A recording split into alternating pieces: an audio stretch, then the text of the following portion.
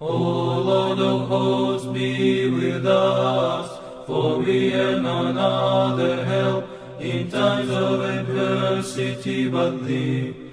O Lord of hosts, have mercy on us. Welcome back, everyone. This is David Patrick Carey with Church of the Eternal Logos, and today I want to speak to you guys about panpsychism versus logos theology.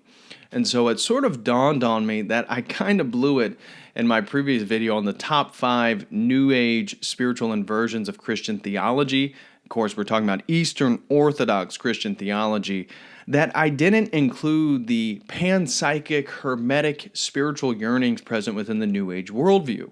And so I want to remedy that with today's video and discuss the historical development of the panpsychic worldview from the Pre-Socratic Thales up to Alfred North Whitehead, and how panpsychism is experiencing a sort of revival right now within analytic philosophy because of the hard problem, the inability of science and philosophy to account for mind and consciousness.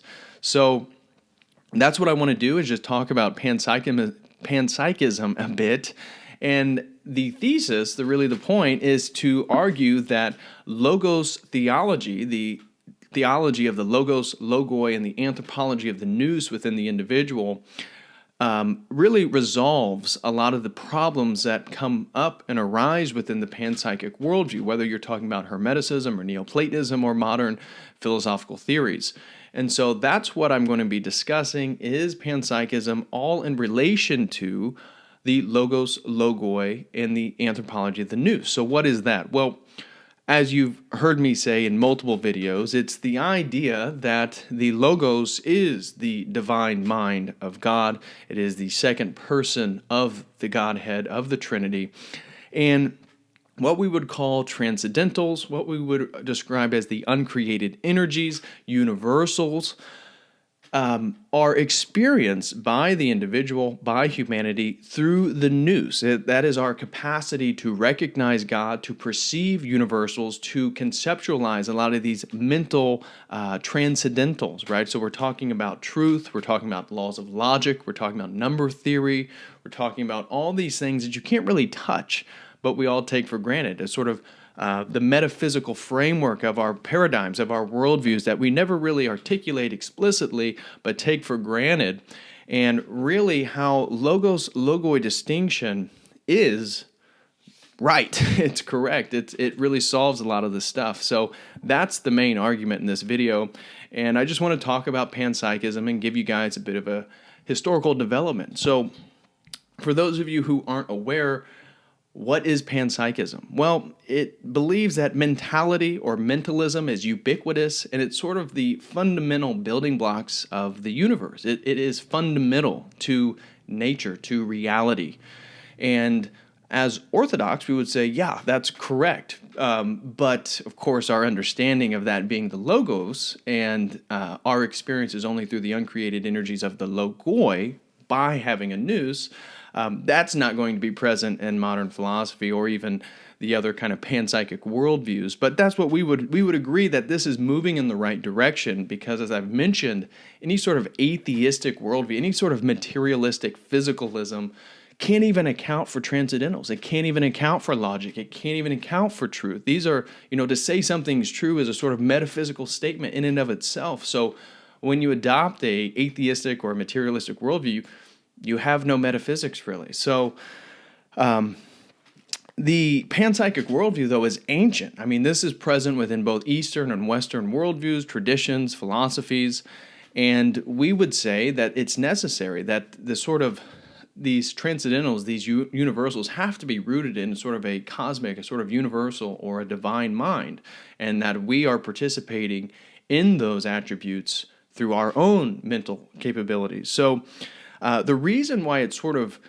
reemerged in academia is because it bridges the gap between physicalism, materialism, and then dualism.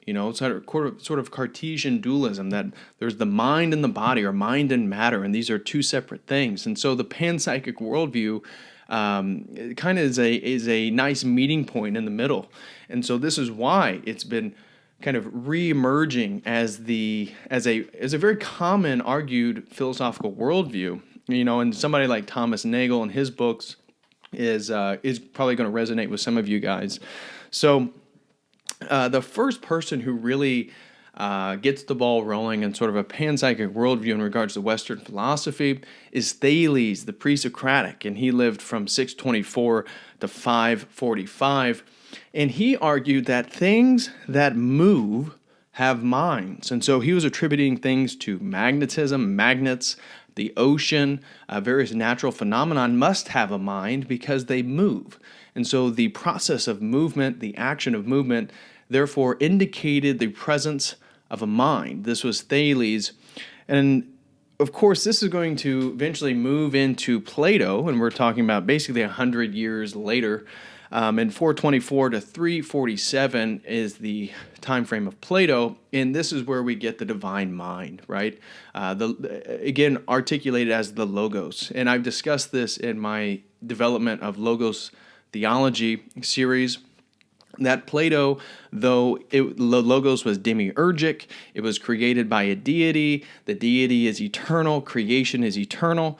So a lot of things that we would disagree with Plato, but the kind of understanding of where forms come from, we can agree with. And so Plato believed all things are participating in form of being, and therefore have a sort of psychic aspect, that they're kind of rooted within divine mind. And we mentioned before the kind of difference between Plato and Aristotle in regards to an a priori deductive process in Plato, as opposed to the inductive and then deductive we'd find in Aristotle. So this divine mind, the cosmic mind, the Logos within Plato is certainly this a priori assumption, which we believe you have to make sense of this stuff. And so after Plato, of course, you have Hermeticism in the 2nd century. You have Neoplatonism, beginning with Plotinus. Again, sort of giving panpsychic worldviews about a divine mind, the all, the one. Of course, from our Orthodox perspective, we would say it's very dualistic. It falls into the problem of the sort of Neoplatonic oneness, the absolute divine simplicity, equating essence, all this stuff. So that is a whole nother video in itself, really discussing Hermeticism and its relationship to Logos theology, or where the points in which we would disagree and deconstruct that worldview. But of course, Hermeticism and Neoplatonism, in regards to a historical process, is revived during the Renaissance. And I've mentioned this in previous videos with Marsilio Ficino. So after the Council of Florence in the mid-1400s, this is the 15th century, we have the reemergence of Platonic writings as well as Hermetic writings. And so in the academy there in Florence, Marsilio Ficino's put to work by Cosimo de' Medici to really translate Plato, but then once they get the Hermetic text, to really translate Hermeticism. And this spawns a revival of Neoplatonic understanding within Christianity, within Catholicism, which is going to influence humanism and the Protestant Reformation and all this stuff. So some of the figures that would be associated then with the sort of Hermetic Neoplatonic revival during the Renaissance would be like Giordano Bruno. I'm sure you guys have heard of him before. Tommaso Campanella. Paracelsus, of course. You have Robert Fludd, the famous alchemist, and Cornelius Agrippa. So these figures who are kind of associated with magic and stuff like that are certainly Marsilio Ficino, once he translated Hermeticism, really getting into magic and all this stuff. So again, from the Orthodox perspective, moving into a whole new anthropology and man becoming God and all this stuff, humanism, which we would disagree with. But later we have Spinoza. So this is 1632 to 1677.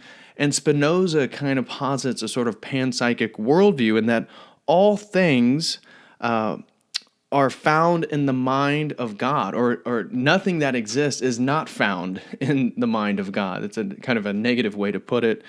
And so he posits a sort of unique single substance a sort of mentalism, and that really matter and mind is a coin, and they're two sides of the same coin. And so, interestingly, for Spinoza, sort of physical science, for the empiricism, is really a way to, for a lack of a better metaphor, it's a kind of like a psychological analysis of God's mind, because everything that's physically exists is really resonating within the divine mind. And so from the Spinoza, you see Leibniz really build upon this. And Leibniz, his dates are 1646 to 1716.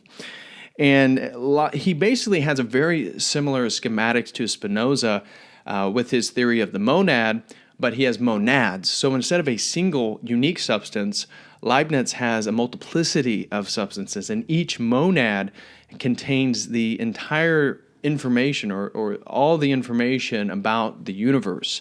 So we're getting into the multiplicity of substances and all this stuff, and then coming back to a monad, you can see emanationist understanding. You can certainly see the Neoplatonic elements within Leibniz. And this then leads to somebody like Arthur Schopenhauer in 1788 to 1860, in which he described, again, he's greatly influenced by Kant, so he is now under the impression that, maybe we can't really know reality in and of itself.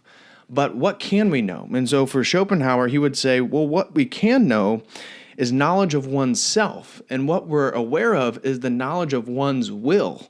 And therefore, if that's the only thing that we can know for certain, everything in nature is the product of will, which is, again, a sort of mentalism, right? Because where is the will substantiated? The will itself is kind of associated with the concept of the self, which is, again, another transcendental, another something that has to be rooted in a sort of mental capacity, a sort of divine mind.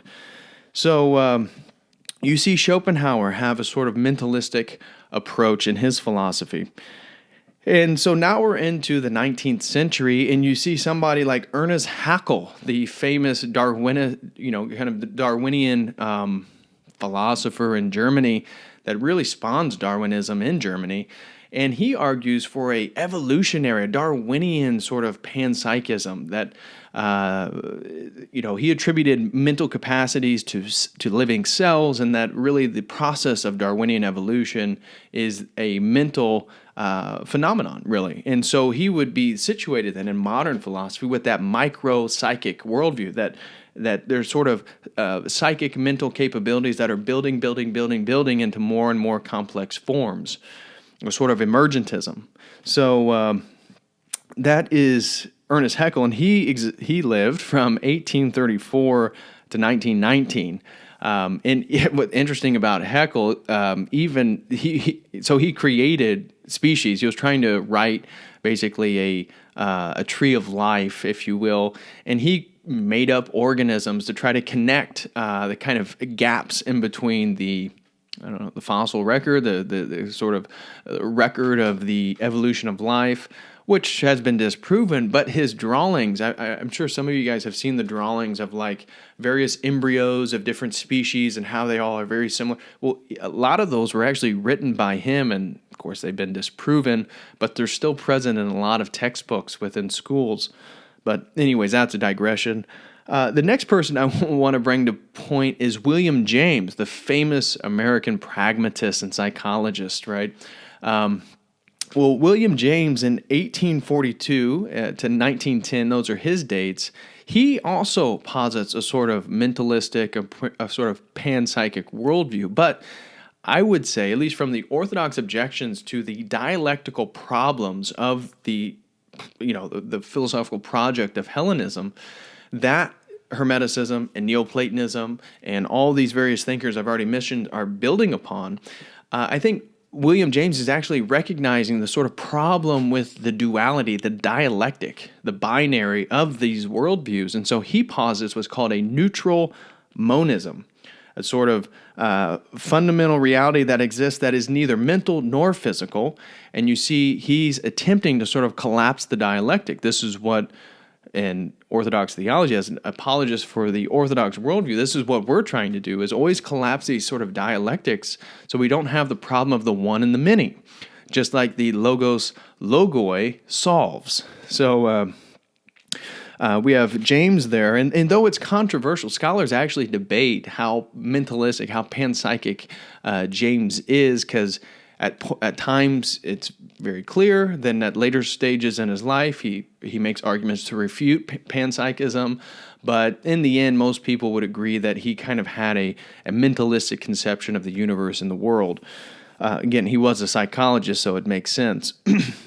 So this brings us to 1861 to 1947 with Alfred North Whitehead, the famous scholar and philosopher that developed process theory.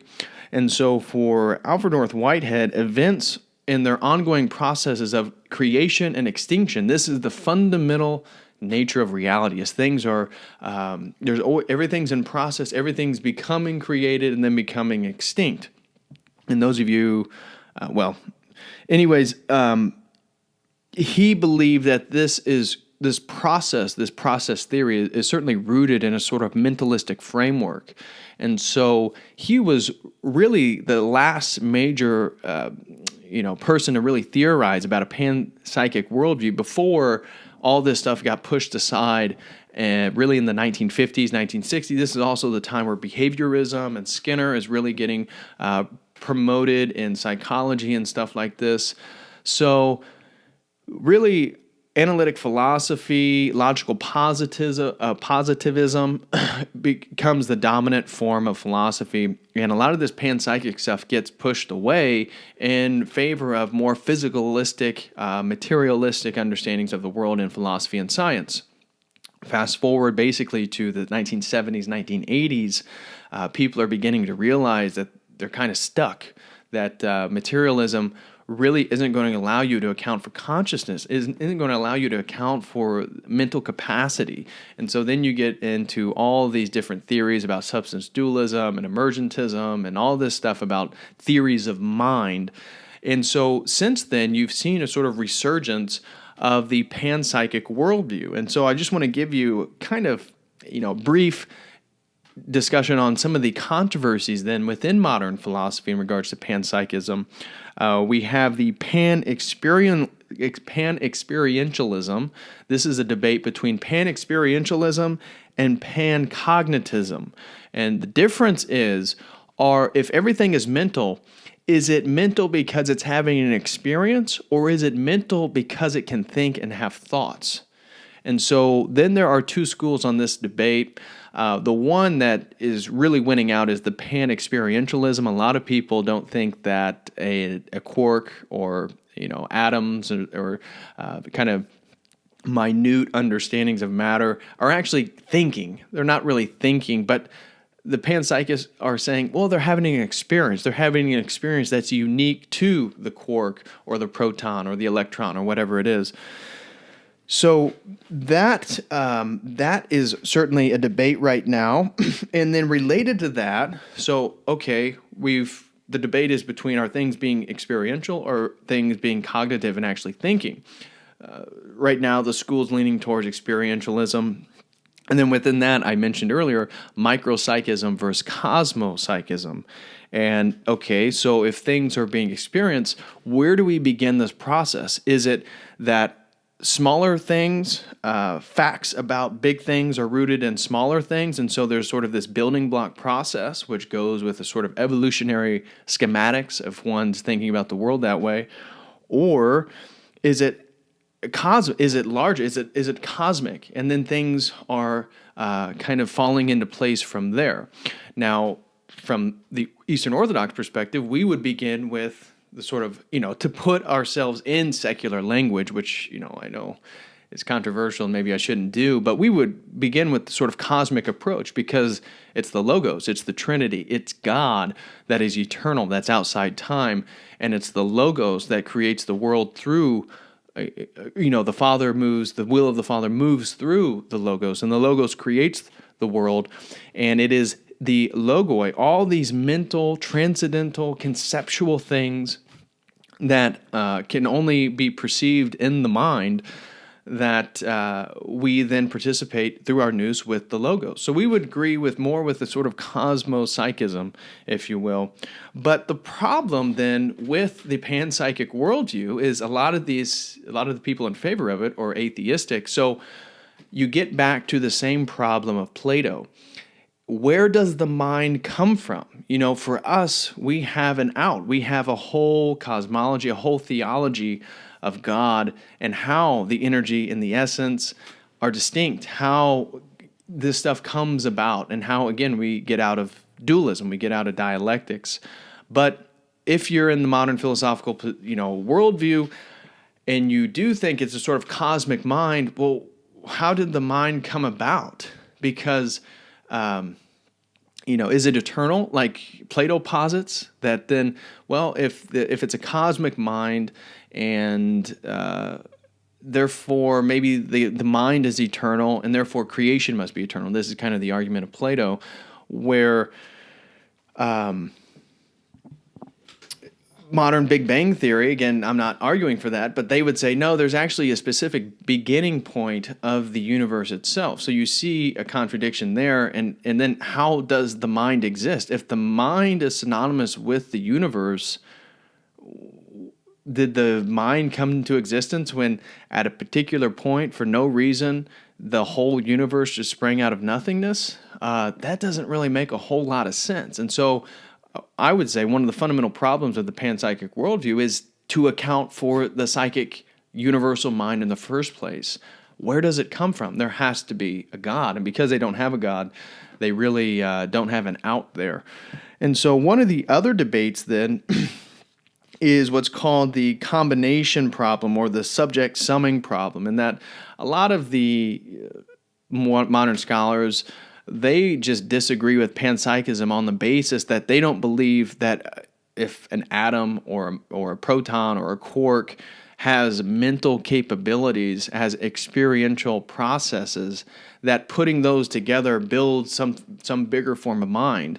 They just reject that notion entirely, and that's been a problem for panpsychism, though it's not necessarily a reason to reject the worldview entirely. So you have a lot of panpsychists then arguing against that.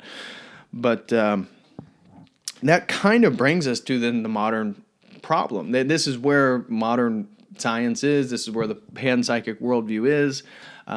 You could adopt, if you were a New Age, you could adopt a more Hermetic or Neoplatonic worldview, which I would say actually goes further than it goes further than the philosophical panpsychic worldviews that are present within the academy, and actually accounts for angels and spirit and all these kind of metaphysical things that are really being ignored. Because even though some of these people argue for a panpsychic worldview, they don't ever really discuss metaphysics. Some of them do.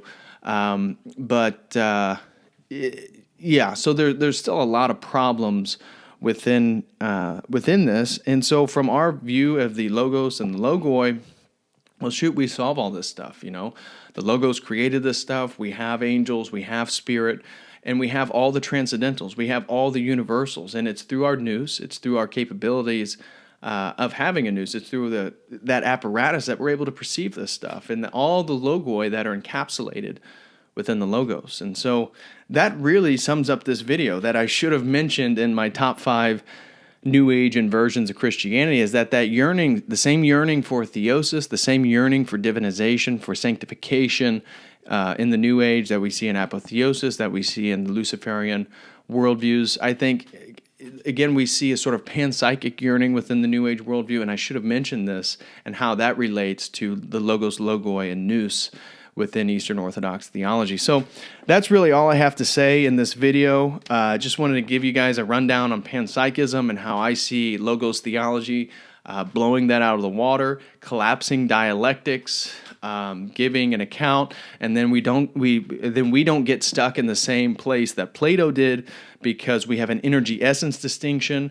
So something like Hermeticism, something like Neoplatonism, something like absolute divine simplicity and Aquinas, something like Augustine and his illumination theory, and his Neoplatonism. Really, we have an out of this stuff because we're not stuck in dialectics. So again, I would say Logos theology wins the day again, and it's another reason for you guys to look further into Eastern Orthodox theology, Eastern Orthodox Christianity, and maybe find a parish near you and meet with a priest, meet with a father, and see if you are interested in this stuff. So anyways, that concludes this video. Thank you guys for watching. Thank you guys for all the support. If you could, please like, share, and subscribe. If you know anybody that'd be interested in this material, share the video with them.